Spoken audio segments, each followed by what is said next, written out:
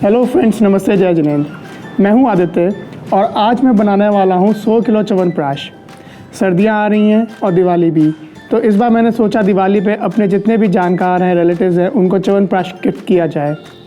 और वैसे भी जो मैंने च्यवनप्राश की वीडियो बनाई थी इंग्लिश में, तो मेरे पास कुछ कमेंट्स आए कि आप हिंदी में भी वीडियो बनाएं, तो ये वीडियो मैं हिंदी में बनाने वाला हूँ। ये आंवले का सीज़न है और हमें च्यवनप्राश इसी सीज़न में बनाना चाहिए। तो आइए आज च्यवनप्राश बनाना शुरू करते हैं। आज सुबह ही मैं मंडी से फ्रेश आंवला लेके आया। 100 किलो च्यवनप्राश बनाने के लिए हमें तकरीबन 100 kg आंवला चाहिएगा।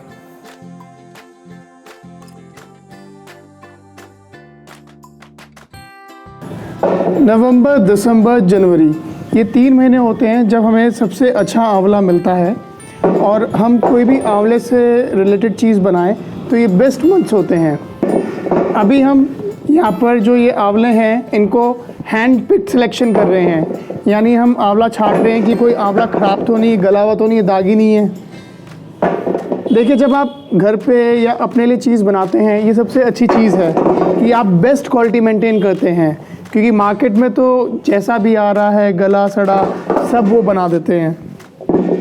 मीनवाइल हम आंवला छांट रहे हैं। मैंने तकरीबन 60 लीटर पानी फ़िल्टर करके रख रखा है और इस 60 लीटर पानी को मैं इतने बॉईल करने रख देता हूँ।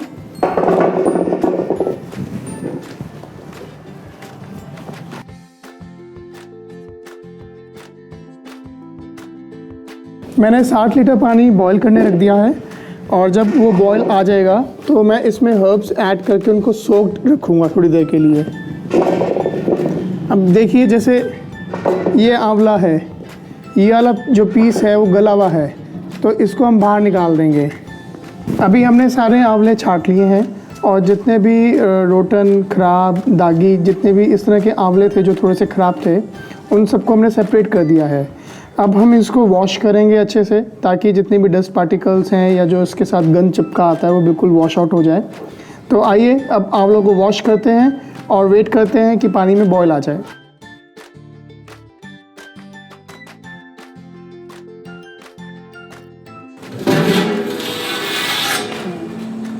पानी में बॉईल आ चुका था और उसके बाद हमने च्यवनप्राश संसाधन इसमें ऐड किया है। च्यवनप्राश संसाधन 30 हर्ब्स का मिक्सचर है और सारी की सारी हर्ब्स इसमें इक्वल क्वांटिटी में होती हैं। च्यवनप्राश संसाधन को हम इसमें तकरीबन 6 घंटे डिप रहने देंगे अभी, और उसके बाद इन हर्ब्स को बॉईल किया जाएगा। और इसको तब तक बॉईल किया जाएगा जब तक इसमें जो पानी है वो 1/4 ना रह जाए। तो हमने तकरीबन 60 लीटर पानी लिया था और इसमें से जो हमारा क्वाथ बन के तैयार होगा वो तकरीबन 15 लीटर के आसपास तैयार होगा। तो ये सारी हर्ब्स हमने इसमें सोक कर दी हैं। थोड़ी सी हर्ब्स रह गई थी मिक्सचर में, तो वो भी डाल देता हूँ। ये चंदन पाउडर है,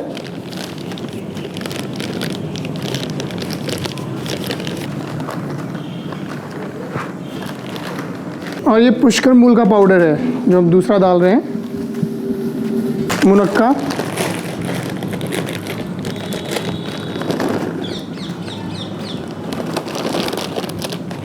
जब हम इसको अच्छे से बॉईल कर लेंगे और हमारा जो पानी है वो रिड्यूस होकर 1/4 रह जाएगा, हमारा क्वाथ यानी डिकॉक्शन तैयार हो जाएगा। हमारी जितनी भी हर्ब्स हैं उनका एक्सट्रैक्ट हमारे इस डिकॉक्शन में आ जाएगा। और इसकी एक जो पहचान रहेगी वो ये भी रहेगी कि जो हमारी हर्ब्स हैं वो सारी नीचे सेटल हो जाएंगी और ऊपर सरफेस पे पानी आपको दिखाई देगा।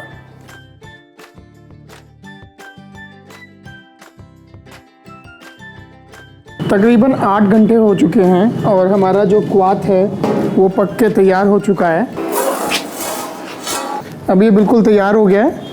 तकरीबन 8 घंटे इसको लगे, 8 घंटे ये पका है। अब हम जो ये क्वाथ है इसको हम फ़िल्टर करेंगे और जो हमारे आंवले हैं उन आंवलों को हम इस क्वाथ के अंदर डिप रखेंगे ओवरनाइट। ये बिल्कुल फाइन फ़िल्टर क्लॉथ है। मैं इसको आंवलों के ऊपर अभी बिछाऊंगा ताकि जितना भी क्वाथ हम फ़िल्टर करेंगे ये सारे डस्ट पार्टिकल्स रोक लेगा, कुछ भी इसके अंदर नहीं जाएगा। और ये थोड़ा मोटा छन्ना है मेरा, जिसके अंदर मैं क्वाथ को डालूँगा, हर्ब्स को डालूँगा और स्क्वीज़ करूँगा। ये हम डबल फिल्ट्रेशन कर रहे हैं। एक थोड़ा सा मोटा छलना है और उसके नीचे हमने एक बारीक छलना लगाया हुआ है ताकि कोई भी डस्ट पार्टिकल आंवलों के अंदर ना जाए। हमें आंवला ओवरनाइट इस क्वाथ में भीगा रहने देना है। ये एक्चुअली क्लासिकल प्रोसेस है और पहले जो च्यवनप्राश है वो ऐसे ही बनता था, बट जब हम कमर्शियल बात करते हैं तो कमर्शियली क्या होता है कि आंवला अलग उबलता है, क्वाथ अलग प्रिपेयर किया जाता है और बाद में दोनों को मिक्स कर दिया जाता है। बट जो क्लासिकल प्रोसेस से आपकी च्यवनप्राश की क्वालिटी आएगी, उसकी पोटेंसी आएगी, एफिकेसी आएगी, एफिशिएंसी आएगी, वो मतलब अलग क्वाथ पकाने से और बाद में मिक्स करने से नहीं आएगी।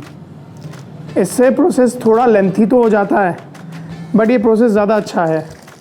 और फिर जब हम अपने लिए कर रहे हैं तो बेस्ट क्यों ना करें।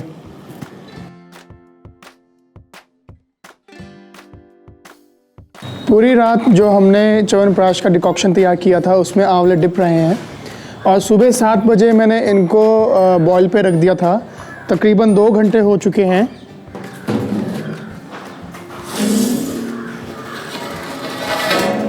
और अभी 2 घंटे और लगेंगे क्योंकि आंवला क्वांटिटी में ज़्यादा है तो उसको उबलने में अच्छा खासा टाइम लग जाता है।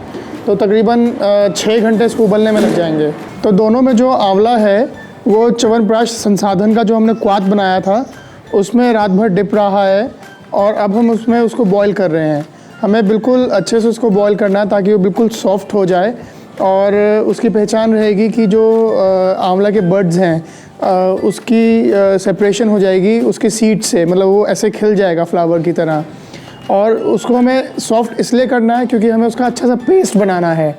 तो जितना आंवला सॉफ्ट होगा उसका उतना ही अच्छा पेस्ट बनेगा। आंवला भी अगर आप स्लाइट फ्लेम पे ही बॉईल करें यानी धीमी आंच पे तो अच्छा होगा। आयुर्वेद में एक्चुअली जितनी चीज़ें स्लो कुकिंग प्रोसेस फॉलो करती हैं वो उतना ही उसकी पोटेंसी बढ़िया निकल के आती है। आइए चेक करते हैं। प्रोबेबली अभी तक आंवले हो गए होंगे।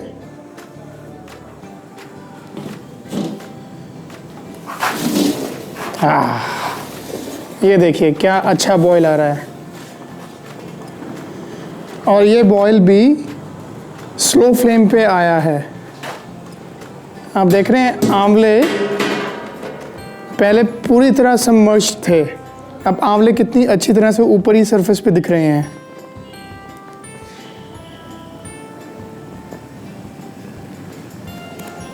एक्चुअल में जब हम आंवला पिट्ठी के लिए आंवले को बॉईल कर रहे हैं, ये जितना अच्छा बॉईल होगा उतना बढ़िया है, जितना सॉफ्ट होगा उतना अच्छा है। अब इनमें क्रैक्स आ गए हैं और ये ऑलमोस्ट रेडी हैं।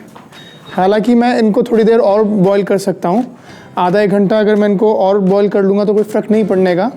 तो आप देख रहे हैं क्वाथ में आंवला बॉईल होने से आंवले का कलर बिल्कुल चेंज हो गया है और इसकी प्रॉपर्टीज़ भी चेंज हो गई हैं।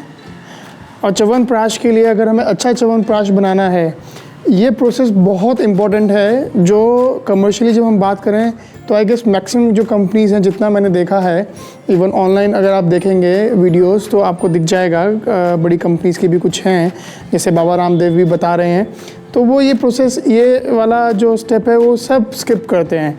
क्योंकि क्या है, कंपनीज़ के अंदर जो क्वाथ है वो बॉयलर्स में बनता है, आंवला अलग बॉयल होता है, सारा ऑटोमेटेड मशीन है, सेम डे वो सारा का सारा च्यवनप्राश तैयार कर देते हैं। तो ये पूरा प्रोसेस जो है वो स्किप हो जाता है। और जबकि हम क्लासिकल प्रिपरेशन की बात करें तो आंवला क्वाथ में बॉयल होना बहुत इंपॉर्टेंट है, उसकी प्रॉपर्टीज़ चेंज हो जाती हैं।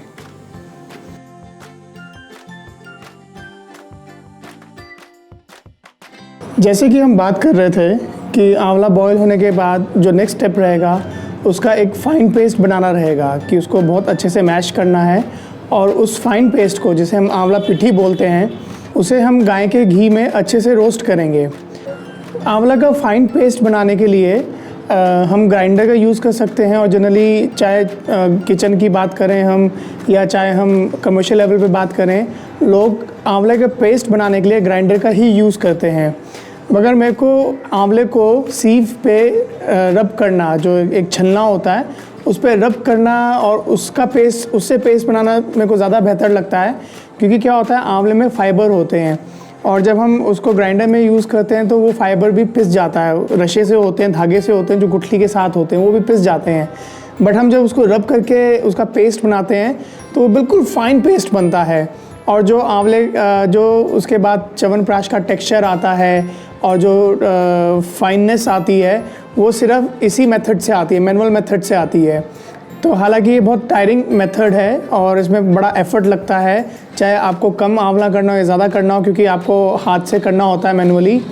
इसमें अपनी अपनी चॉइस है, अगर आप ग्राइंडर में करना चाहते हैं तो आप ग्राइंडर में कर सकते हैं। आज हम 3rd डे में हैं और आज हम उस पिट्ठी को भूनेंगे और हम उसमें इस्तेमाल करेंगे देसी घी का।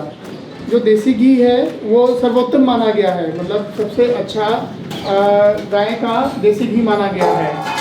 हालांकि लोग तिल का तेल और भी चीज़ें इस्तेमाल करते हैं, बट हम देसी घी में इसको भूनेंगे। और जब ये पिट्ठी अच्छे से रोस्ट हो जाएगी, जो हमारा नेक्स्ट स्टेप रहेगा वो रहेगा जिस क्वाथ में हमने डिकॉक्शन तैयार किया था और आंवले को बॉईल किया था, उसी क्वाथ का, उसी डिकॉक्शन का हम सिरप तैयार करेंगे। फिर सिरप तैयार करके हम उसमें आंवला पिट्ठी मिक्स करेंगे और फिर उसमें हम प्रक्षेप जो 7 होप्स होती हैं उनका फाइन पाउडर मिक्स करेंगे। तो आइए हमारे साथ बने रहिए, देखते हैं आगे का प्रोसीजर। और आज हम फाइनली च्यवनप्राश को कम्प्लीटली बना लेते हैं। तो नेक्स्ट स्टेप स्टार्ट करते हैं पिट्ठी को भूनना। हम जो आंवले की पिट्ठी है वो हम लोहे की कढ़ाई में तैयार कर रहे हैं। आंवले और लोहे का बहुत अच्छा संबंध है। मेरे पास स्टेनलेस स्टील की कढ़ाई भी रखी है, और अगर वैसे बात करें स्टेनलेस स्टील की कढ़ाई कितनी छोटी है और इजी है, वो सिर्फ 30 किलो की है। ये लोहे की कढ़ाई क्योंकि बड़ी आती है, 1 क्विंटल की, तो यही मेरी कढ़ाई है, उसको मैनेज करना भी मुश्किल है। अच्छा, सबसे बड़ी बात, स्टील की कढ़ाई साफ़ करनी बहुत आसान है, लोहे की कढ़ाई साफ़ करनी बहुत मुश्किल है, बहुत रगड़ के सफाई करनी होती है। और साफ़ कढ़ाई भी यूज़ करने से पहले साफ़ करना पड़ता है क्योंकि इसके अंदर रस्ट आ जाता है। बट अगर आप आंवले की बात करते हैं, आंवले का कुछ भी आपको तैयार करना चाहे, आप घर पे तैयार कर रहे हैं, लोहे का बर्तन इस्तेमाल कीजिए और एक छोटा सा एक्सपेरिमेंट घर पे करके देखिए कि आप आंवले को लें और लोहे, या तो लोहे की कील होती है ना, वो उसके अंदर लगा दें, तो आप देखेंगे आंवला काला हो गया। जो आंवला है वो एब्जॉर्ब करता है आयरन को। जो बंदे एनीमिक हैं उनके लिए बहुत ज़रूरी है कि वो आंवले को कंज्यूम करें। तो इसी कारण अपने च्यवनप्राश को हम उसकी प्रॉपर्टीज़ और उसको और क्वालिटी वाला बनाने के लिए, प्रीमियम बनाने के लिए हम इस्तेमाल कर रहे हैं लोहे की कढ़ाई का। आंवला पिट्ठी का भी सही तरीके से भुनना बहुत ज़रूरी है और इसकी सही पहचान बिल्कुल वैसे ही होती है जैसे अगर आपने कभी सूजी का हलवा या बेसन के लड्डू घर पे बनाए हों, तो सूजी या बेसन को हम भूनते हैं और वो डार्क ब्राउन हो जाते हैं। ऐसे ही हमारी आंवला की पिट्ठी भी भून के डार्क ब्राउन हो जाएगी फर्स्टली। सेकेंडली ये नॉन स्टिकी हो जाएगी, यानी जो हमारी आंवला पिट्ठी है, जो हमने इसमें घी डाला है, वो घी ये छोड़ने लग जाएगी, सरफेस पे वो घी आने लग जाएगा और ये पैन पे या हमारी कढ़ाई में ये चिपकेगे नहीं। देखिए ये आंवला पिट्ठी अब डार्क ब्राउन कलर की हो चुकी है और ये हमारी अब तैयार हो गई है। तो अब हम फ्लेम बंद करके और नेक्स्ट स्टेप की तरफ बढ़ेंगे।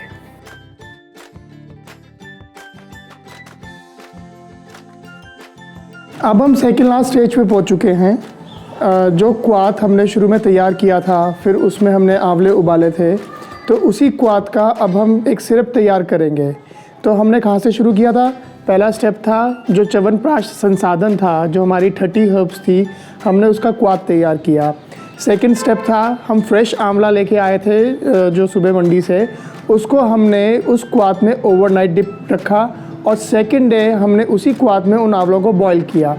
बॉईल करने के बाद हमने आंवलों का एक बड़ा फ़ाइन पेस्ट बनाया और उस फाइन पेस्ट को हमने फिर जो गाय का घी है, जिसे हम काऊ क्लैरिफाइड बटर कहते हैं, उसमें हमने उसको रोस्ट किया। अब हमारा सेकंड लास्ट स्टेज है जिसमें हम जो क्वाथ हमारा, जिसमें हमने आंवला बॉईल किए थे, उसी क्वाथ को यूज़ करेंगे सिरप बनाने में। और उस सिरप बनाने के बाद उसमें हम आंवला पिट्ठी मिक्स करेंगे और लास्ट में हम फाइन पाउडर ऑफ 7 हर्ब्स, जिसे हम च्यवनप्राश प्रक्षेप कहते हैं, उसको मिक्स करेंगे। अभी हमने क्वाथ डाल दिया है जो हमारे दोनों भगोने हैं। अभी इसको हम गरम करेंगे और जब इसमें बॉईल आने वाला होगा फिर इसमें हम शुगर ऐड करेंगे।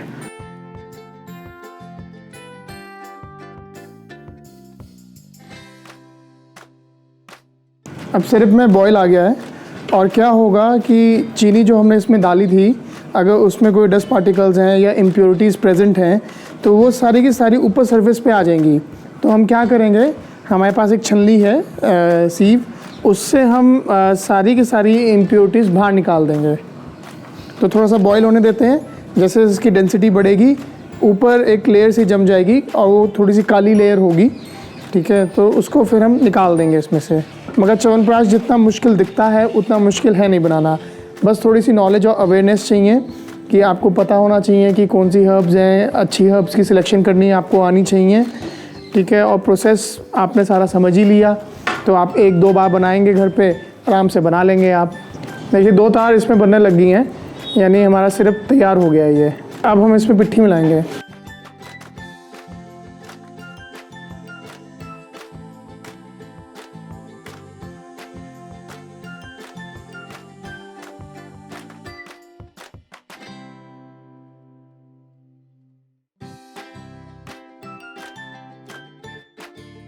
जब पिट्ठी अच्छे से मिल जाए तो हमें गैस बंद कर देनी है। अब हमारा च्यवनप्राश अंतिम चरण पे है और लास्ट हमारा जो स्टेप रह गया है वो रह गया च्यवनप्राश प्रक्षेप मिलाना। तो च्यवनप्राश प्रक्षेप 7 फाइन हर्ब्स का पाउडर है जो हम इसमें मिलाएंगे। अब इसमें भी जो आंवला पिट्ठी है वो अच्छे से मिल चुकी है सिरप में, बिल्कुल फाइन तरीके से। और अब हम लास्टली इसमें प्रक्षेप मिलाएंगे और प्रक्षेप हम गैस बंद करके मिलाते हैं। तो मैं अब गैस बंद कर रहा हूँ और उसके बाद प्रक्षेप मिलाएंगे।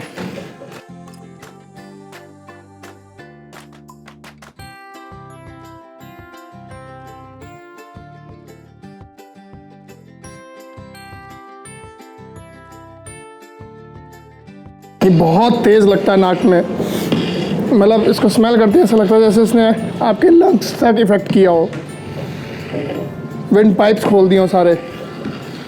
This is the last thing, इसको अच्छे से मिक्स करना है and our chyawanprash would be ready. Finally 3 दिन के प्रोसेस के बाद हमारा च्यवनप्राश बनकर तैयार हो गया। आप देखिए कि कितना अच्छा इसका टेक्सचर निकल के आया है और कलर भी डार्क कॉफ़ी कलर इसका निकल के आया है, जो नेचुरली च्यवनप्राश का निकल के आता है जब हम उसको क्लासिकल प्रोसेस से बनाते हैं। और इसका अरोमा और टेस्ट बहुत ज़्यादा फाइन है। शायद मैंने बनाया है तो मैं तारीफ़ कर रहा हूँ, मगर बिलीव मी, मैंने पिछले साल भी जब च्यवनप्राश बनाया था और अपने जानकारों को, रिलेटिव्स को डिस्ट्रीब्यूट किया था तो मेरे को बहुत अच्छा फीडबैक मिला था। और आप जब घर पे बनाएंगे च्यवनप्राश तो आपको भी बाज़ार से ज़्यादा अच्छा टेस्ट आएगा। और टेस्ट की अगर बात हम छोड़ दें, जो इस च्यवनप्राश की इफ़ेक्टिवनेस है, पोटेंसी है, एफिकेसी है, वो बहुत अच्छी है। और आज कोरोना के टाइम में जहाँ हम बात कर रहे हैं कि हमें इम्यूनिटी के लिए अच्छी चीज़ें चाहिए, तो च्यवनप्राश का बहुत इम्पोर्टेंट रोल है इम्यूनिटी बूस्ट करने के लिए। तो आप इस सीज़न फ्रेश आंवला आ रहा है तो आप च्यवनप्राश बनाएं, अपना आप भी हेल्दी रहें, अपने घर वालों को भी हेल्दी रखें। वीडियो अच्छी लगी तो चैनल को सब्सक्राइब करें और अपने जानकारों के साथ शेयर भी करें। Thank you.